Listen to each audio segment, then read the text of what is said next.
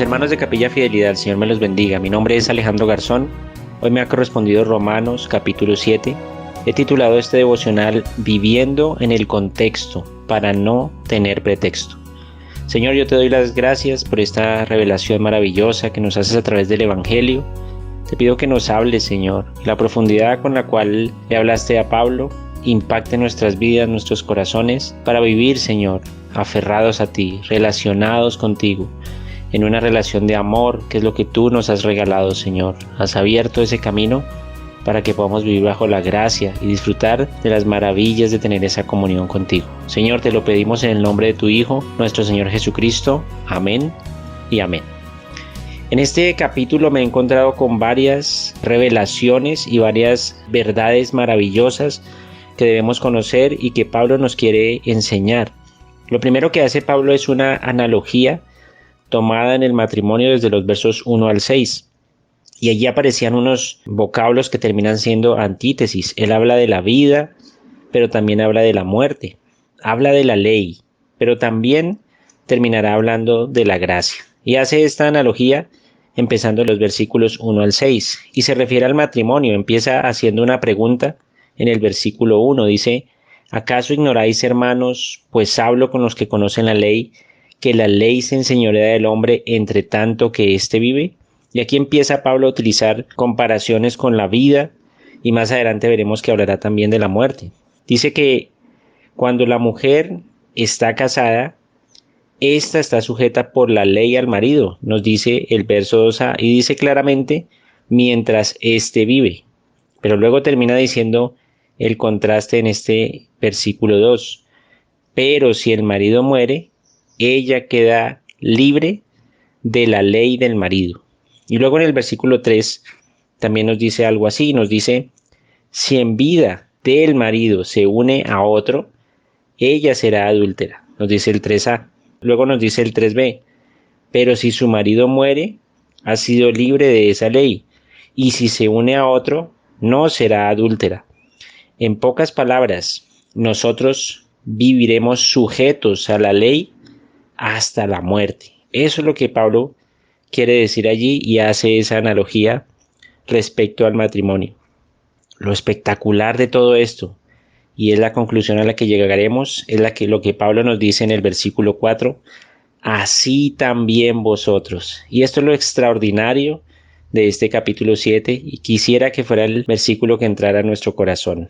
Así también vosotros, hermanos míos, habéis muerto a la ley mediante el cuerpo de Cristo, para que seáis de otro, del que resucitó de los muertos, a fin de que llevemos fruto para Dios.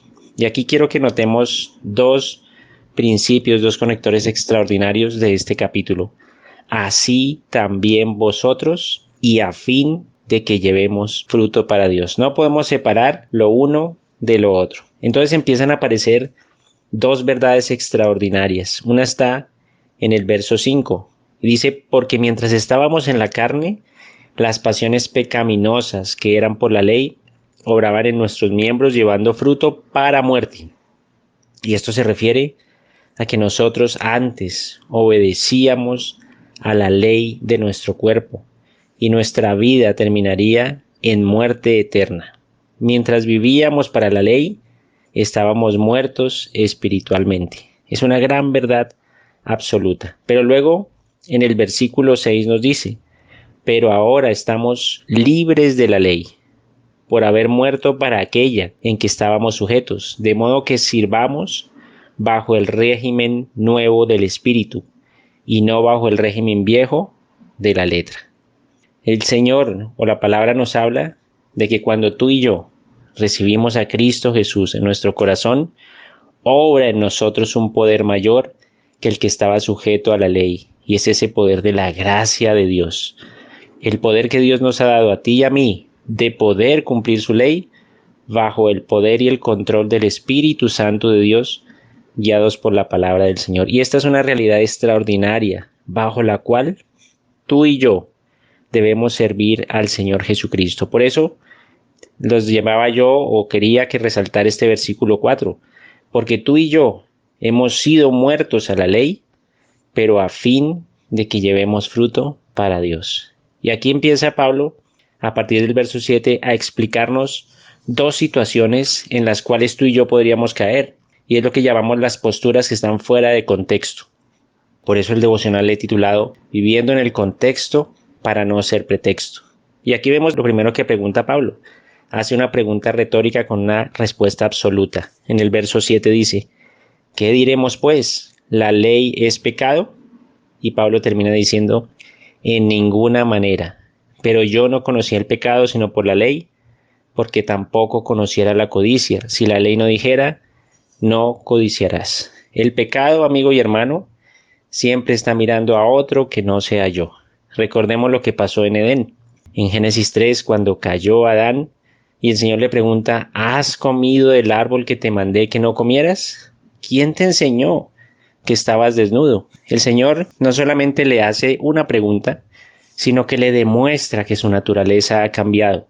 Le demuestra que su pecado ha sido descubierto por la misma revelación de su boca. Y Adán, en lugar de pedir perdón, entregarse al Señor, termina respondiendo en el verso 12, la mujer que me diste por compañera me dio el árbol y yo comí. En otras palabras, está diciendo, el culpable fuiste tú por haber creado a la mujer. Aquí lo mismo, ¿la ley es pecado?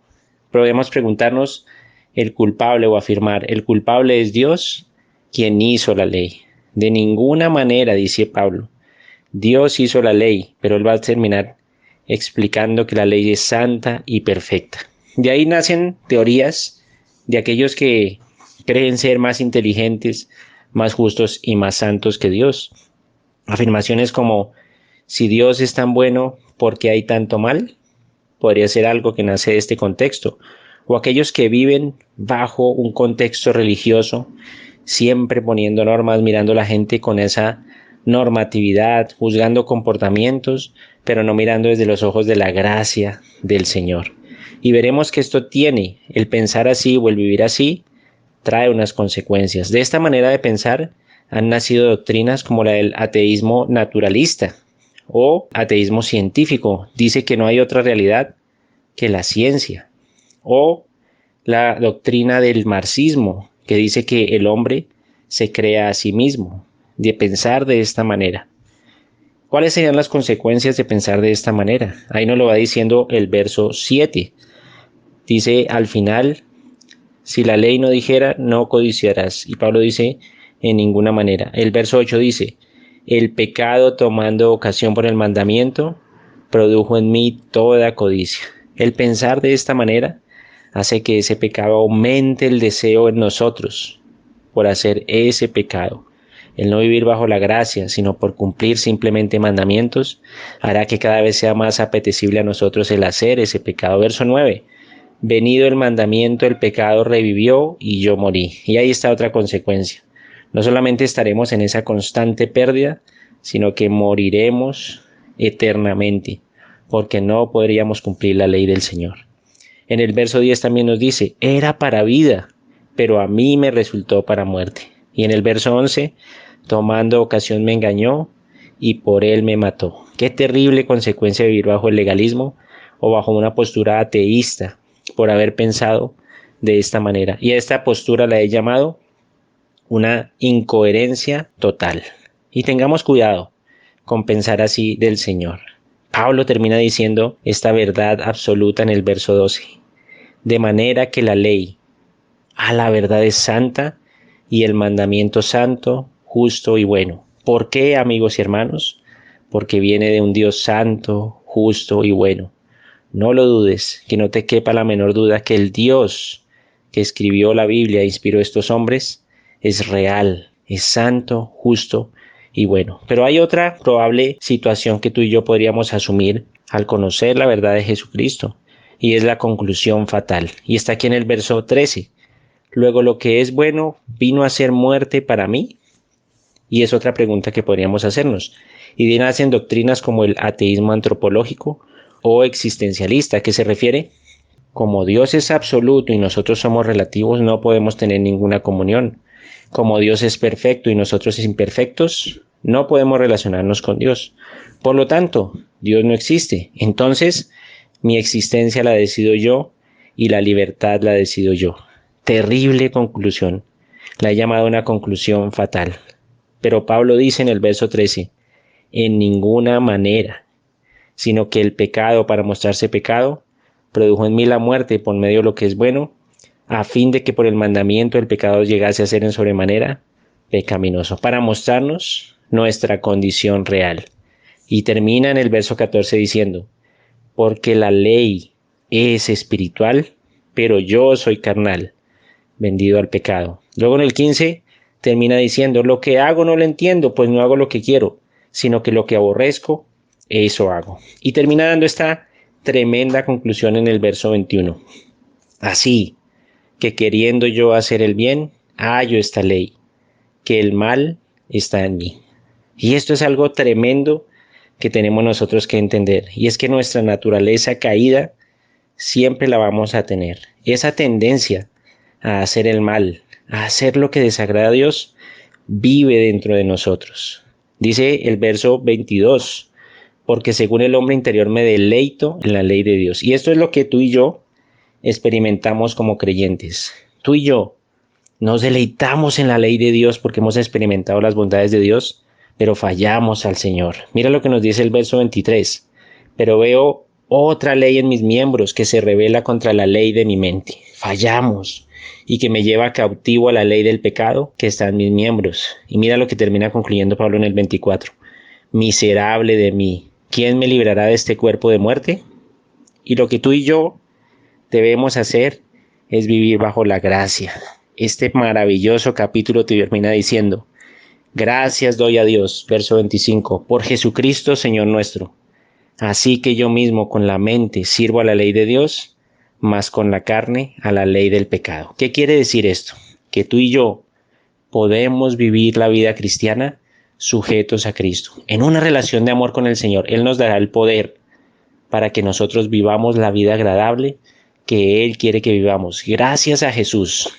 Él cargó nuestras faltas, nuestros pecados, para que tú y yo vivamos bajo la gracia, sujetos a la ley, intentando agradar al Señor. Vamos a fallarle, pero ahí está Cristo, para perdonarte, para levantarte. Y ojo, amigo y hermano, como nos venía diciendo Pablo en el capítulo 6, esta gracia no es barata, no es excusa para que peques. Debemos tomar medidas, debemos estudiar la palabra y debemos huir y anhelar no pecar. Y te dejo con estas conclusiones. Nosotros vivimos hoy bajo el pacto de la nueva ley, la gracia de Dios. Si decidimos vivir bajo la ley y el viejo pacto, moriremos. Hemos sido completamente libres en Cristo, pero es a fin de llevar fruto para Él. Cuidémonos de vivir una vida con una incoherencia total, una vida religiosa, porque terminaremos viviendo algo que es incompatible, un cristianismo ateo naturalista o un cristianismo ateo marxista.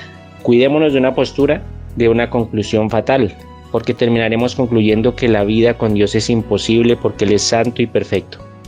Terminaremos viviendo un cristianismo existencialista, donde yo soy libre y hago mis propias leyes. Lo que nosotros debemos pensar que es esta realidad es en esto que concluye diciendo Pablo, o que resalta a la vista de este capítulo. Así también vosotros, hermanos míos, habéis muerto a la ley mediante el cuerpo de Cristo, para que seáis de otro, del que resucitó de los muertos, a fin de que llevemos fruto para Dios. Bendito sea, Señor, que nos has permitido vivir bajo tu gracia. Padre, te damos gracias, Señor, por lo que hoy nos hablas, Señor mío.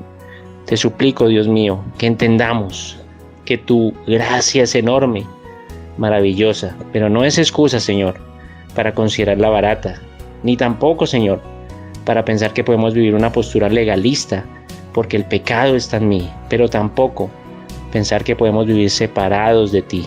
Necesitamos esa relación de amor contigo, Señor. Haznos conscientes de ello, a fin de vivir para aquel que nos llamó, para aquel que resucitó de los muertos y para que llevemos fruto para ti. Te lo pedimos en el nombre de Jesús. Amén y amén. Maravilloso día. Señor los bendiga.